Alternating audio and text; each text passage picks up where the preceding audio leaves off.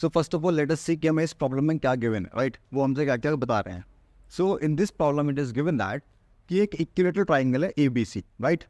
और उस ट्राइंगल के तीनों वर्टिसेस पर A, B एंड C पर कुछ चार्जेस रखे हुए हैं.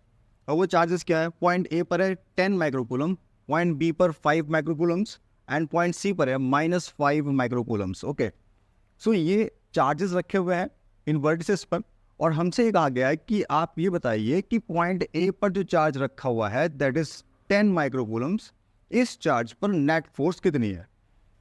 सो to find the net force on this charge A, हमें क्या करना होगा? हमें देखना होगा कि इस पर कौन कौन से चार्जेस हैं जो फोर्स अप्लाई कर रहे हैं, जो फोर्स एक्सर्ट कर रहे हैं. So if you see this diagram very carefully तो आपको दिखेगा इसमें कि एक चार्ज यहाँ पॉइंट B पर रखा हुआ है 5 माइक्रोकूलम और एक चार्ज इस पॉइंट C पर रखा हुआ है -5 माइक्रोकूलम्स, राइट?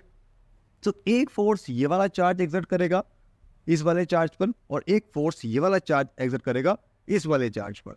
और ये जो दो फोर्सेस होंगी इन दोनों फोर्सेस का हम रिजल्टेंट फाइंड करेंगे, then we will get the final answer. Okay, so this is very clear that this is a numerical based on principle of superposition, right? ये numerical principle of superposition पर based है.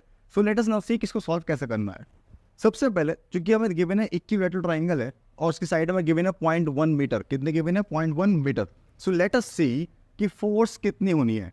तो देखिए जो force ये charge exert करेगा इस वाले चार्ज पर, उस फोर्स को मैंने यहाँ शो किया हुआ है FB, क्योंकि दोनों चार्जेस लाइक चार्जेस हैं. ये भी पॉजिटिव है और ये भी पॉजिटिव है, तो ये दोनों एक दूसरे पर आपको पता है रिपल्सिव फोर्स एक्सर्ट करेंगे. So that is why I have marked force FB away from charge A, है ना? तो ये रिपल्सिव फोर्स हो गई FB, right? Similarly if you see here it is negative charge and this is positive charge. तो unlike charges, और हमें पता है कि unlike charges they attract each other, right? So यहाँ पर जो फोर्स है इस पॉइंट चार्ज A पर, इसकी वजह से वो हो गई FC और वो हो गई अट्रैक्टिव, राइट? सो ये दोनों फोर्सेस हमने यहाँ पर मार्क कर दिए हैं FB और FC. Now let us find out, now let us calculate कि क्या क्या होगा, ठीक है? सो हमें पता है, we know that from the Coulomb's law, हमने पढ़ रखा है Coulomb's law, that force of repulsion और अट्रैक्शन, फोर्स ऑफ रिपल्शन और attraction is given by small k Q1 Q2 upon R square, right?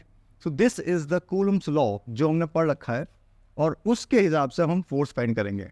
तो देखिए बेटा, let us first find FA. अगर हम FB, if we find FB तो FB क्या हो जाएगी? देखिए FB के लिए आप कहेंगे इस फॉर्मूला को यूज करते हुए कि स्मॉल k, ओके, Q1 5 माइक्रोकूलम्स, कितना हो गया? 5 माइक्रोकूलम्स. देन Q2 यहाँ पर कितना गिवन है? It is 10 microcoulombs, it is given 10 microcoulombs. Okay, so Q1 Q2 हमने यहाँ पुट किया अपॉन डिस्टेंस का स्क्वायर. अब इन दो चार्ज के बीच में डिस्टेंस कितना है? 0.1 मीटर है. So it will be 0.1 metre का स्क्वायर, राइट?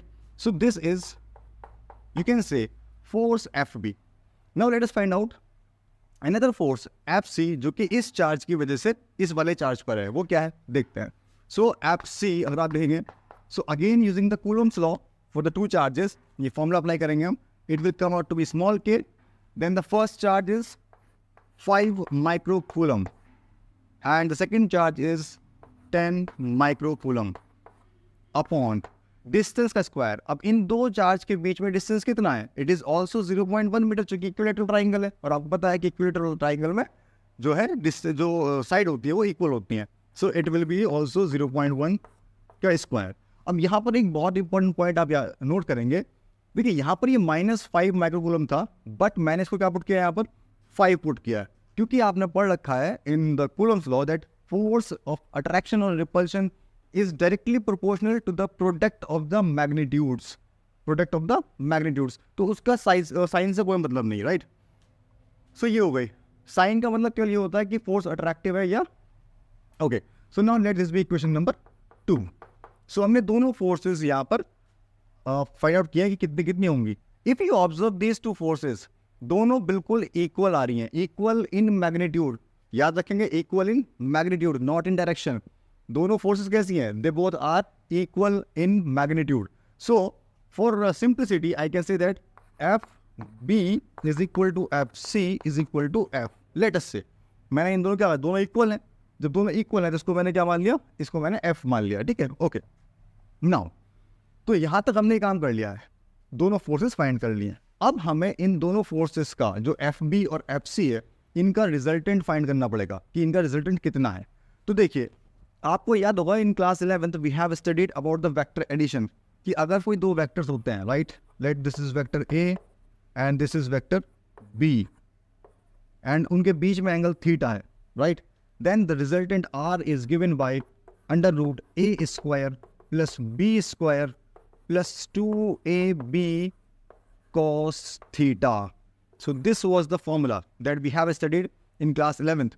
तो सिमिलरली यहाँ पर देखिए दो वेक्टर हैं, एक ये वेक्टर हो गया और एक ये वेक्टर हो गया, एंड लेट अस से इनके बीच का एंगल ये थीटा है, और इफ यू सी ये 60 है, 60 है, और ये एक्स्ट्रा एंगल कितना हो गया, थीटा इक्वल टू 120 डिग्री हो गया, कितना हो गया, theta equal to 120 degrees. So now we will apply this formula. तो चूंकि एफ बी और एफ सी दोनों इक्वल टू एफ मैंने एज्यूम कर लिया है, so I can say that resultant R जो होगा that will be equal to होगा एफ बी का स्क्वायर प्लस एफ सी का square plus 2 times F B F C cos theta. Okay, so ये हमने फॉर्मूला अप्लाई किया।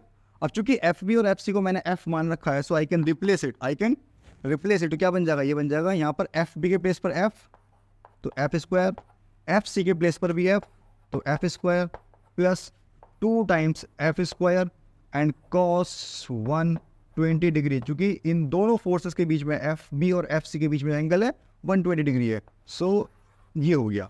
Now cos 120 degree का answer होता है, वैल्यू होती है -½ क्या होती है, -½ तो इसके प्लेस पर आ जाएगा -1/2, 2 से 2 कैंसिल और माइनस साइन यहाँ आ जाएगा, तो ये बन जाएगा -f square. So F square minus F square cancel हो जाएंगे, यहाँ केवल कितना बचेगा, so let me show you this side. So ये बन जाएगा हमारे पास that R is equal to under root F square plus F square plus 2f square bracket में -1/2, राइट, और इस 2 से 2 कैंसिल, ये माइनस इन बाहर, तो ये यहाँ से आ जाएगा r is equal to under root F square plus F square minus के एफ स्क्वायर, और इससे cancel, so you will get r is equal to f। तो जो रिजल्टेंट होगा that is result of these two vectors F B and F C, it will be equal to f, right. तो यहाँ से आपको मालूम पड़ गया कि रिजल्टेंट आएगा that will be equal to f। Okay, तो to find that resultant, if you remember in class 11 you have studied parallelogram law पढ़ रखा है आपने, सो ये आ गया यहाँ पर r, right. Okay then now we have to find the magnitude, इसका है कितनी।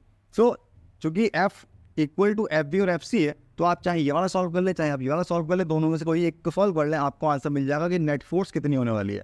So if you solve it, so let us solve this one.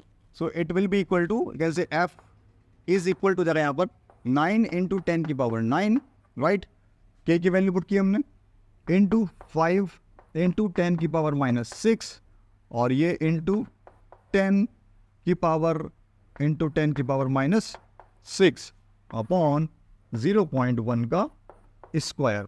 सो यहाँ पर पावर 9 है, -6 है, और this can be written as, दो 9 5 से 45 एंड इंटू 10 450 इंटू 10 की पावर 9 में 6 के बचे 3 में से 6 के बचे -3 upon this can be written as 10 की पावर -2, इसको लिख सकते हैं 10 की पावर -2, ये ऊपर जाके प्लस का हो जाएगा, तो यहाँ बच जाएगी 10 की पावर -1, और इसको सॉल्व करेंगे तो बच जाएगा f is equal to 45 newton, right. So this is the answer. So you can say FB is equal to FC is equal to F is equal to R and is equal to ये आ जाएगा 45 newton, right. सो ये आ गया magnitude of this force. तो आप ध्यान रखेंगे यहाँ पर FB FC दोनों कितनी है, 45 न्यूटन है, और जो रिजल्टेंट आया इन दोनों का वो भी कितना आया, वो भी 45 न्यूटन आया है, राइट। सो ये हमने फाइंड आउट किया है तीनों का मैग्नीट्यूड, मतलब FB FC और रिजल्टेंट। So total force जो आ रही है वो आ रही है 45 Newton. Now since force is a vector quantity, क्योंकि force कैसी है, वेक्टर क्वांटिटी है, तो आपको इसकी डायरेक्शन भी मेंशन करनी पड़ेगी कि हाँ भाई ये जो रिजल्टेंट फोर्स है 45 न्यूटन ये किस डायरेक्शन में है। तो आप जैसे यहाँ देख रहे हैं तो आप इसके लिखेंगे कि क्या इसका answer, you will say that कि रिजल्टेंट फोर्स है, टोटल फोर्स जो है इस चार्ज पर, that will B, you will write कि पैरेलल टू BC, और कहाँ से, फ्रॉम पॉइंट ए, कि पॉइंट ए से ये जो फोर्स है वो पैरेलल है किसके, BC के। So this is your complete answer. This is magnitude and this is the direction. So in this way you can solve the